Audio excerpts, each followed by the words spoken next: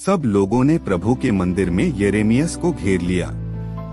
योशिय्याह के पुत्र यूदा के राजा यहोयाकीम के शासनकाल के प्रारंभ में यिर्मयाह को प्रभु की यह वाणी सुनाई पड़ी।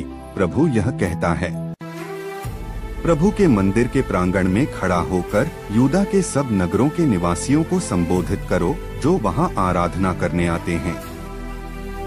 जो कुछ मैं तुम्हें बताऊंगा यह सब उन्हें सुनाओगे, एक शब्द भी नहीं छोड़ोगे। हो सकता है कि वे सुने और अपना कुमार्ग छोड़कर मेरे पास लौट आएं। तब मैं भी अपना मन बदलकर उनके पापों के कारण उस पर विपत्ति भेजने का अपना विचार छोड़ दूंगा। इसलिए उनसे कहो, प्रभु यह कहता है, यदि तुम लोग मेरी बात नहीं सुनोगे और उस संहिता का पालन नहीं करोगे जिसे मैंने तुमको दिया है, यदि तुम मेरे सेवकों की उन नबियों की बात नहीं सुनोगे जिन्हें मैं व्यर्थ ही तुम्हारे पास भेजता रहा, तब मैं इस मंदिर के साथ वही करूँगा जो मैंने शिलो के साथ किया, और मैं इस नगर की पृथ्वी के राष्ट्रों की दृष्टि में अभिशाप की वस्तु बना दूंगा। याजकों, नबियों और सभी लोगों ने प्रभु के मंदिर में यिर्मयाह का यह भाषण सुना।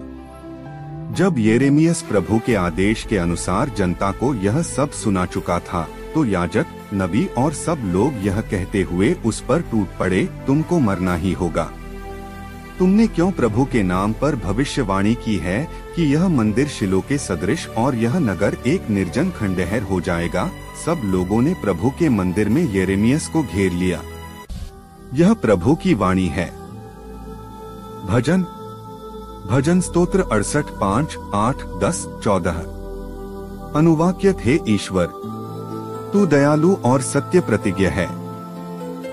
तू मेरी सुनने की कृपा कर। जो अकारण मुझसे बैर रखते हैं उनकी संख्या मेरे सिर के बालों से भी अधिक है। जो अकारण मेरा विरोध करते हैं वे मुझसे शक्तिशाली हैं। जो चीज मैंने चुराई ही नहीं उसे मुझे लौटाना पड़ता है। तेरे ही कारण लोग मुझे ताना मारते और मेरा उपहास करते हैं। तेरे ही कारण मेरे भाई मुझे पराया समझते हैं और मैं अपनी माता के पुत्रों में परदेशी सा बन गया हूँ, क्योंकि तेरे घर का उत्साह मुझे खा जाता है। तेरी निंदा करने वाले मेरी निंदा करते हैं।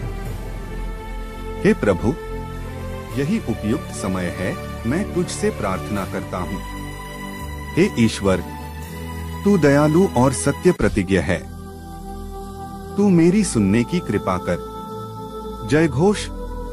1 पेतरुस 1:25। अल्लेलुया। प्रभु का वचन सदा ही बना रहता है, उस वचन का सुसमाचार आप लोगों को मिल गया है। अल्लेलुया। सुसमाचार। संत मत्ती के अनुसार पवित्र सुसमाचार 13:54 से 58। क्या यह बढ़ी का बेटा नहीं? यह सब इसे कहां से मिला? यीशु अपने नगर आए और लोगों को उनके सभागृह में शिक्षा देने लगे। वे अचंभे में पड़कर कहने लगे, इसे यह ज्ञान और यह सामर्थ्य कहां से मिला? क्या यह बढ़ी का बेटा नहीं है? क्या मरियम इसकी मां नहीं? क्या याकूब, योसेफ, सिमोन और यूदस इसके भाई नहीं?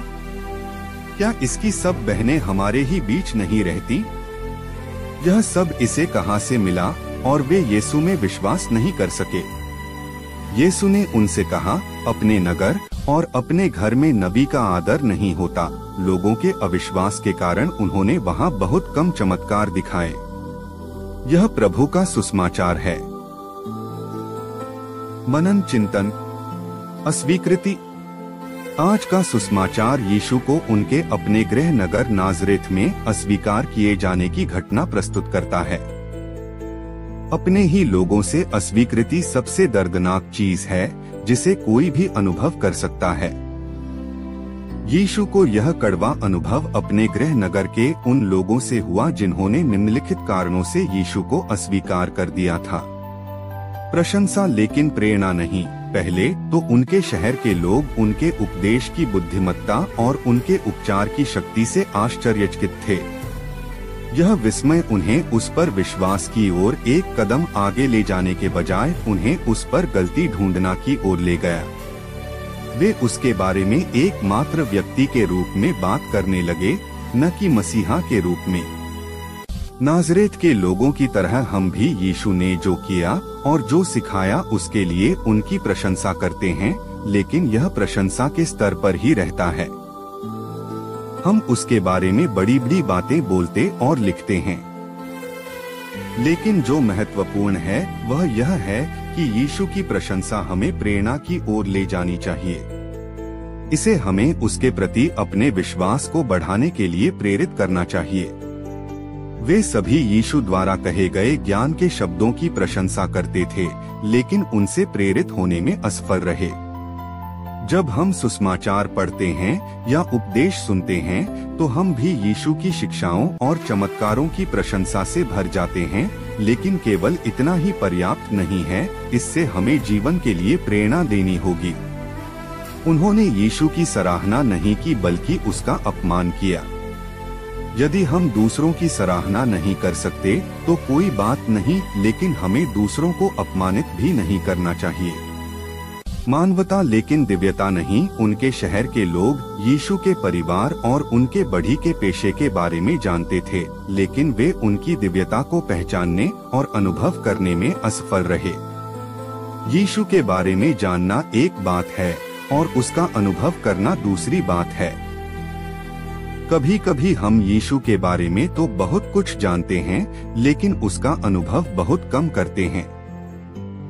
हमारी कैटेकिज्म में हमें सूचित किया जाता है और पवित्र शास्त्र और धर्मशास्त्रीय पुस्तकों को पढ़ने से हमें यीशु के बारे में ज्ञान प्राप्त होता है।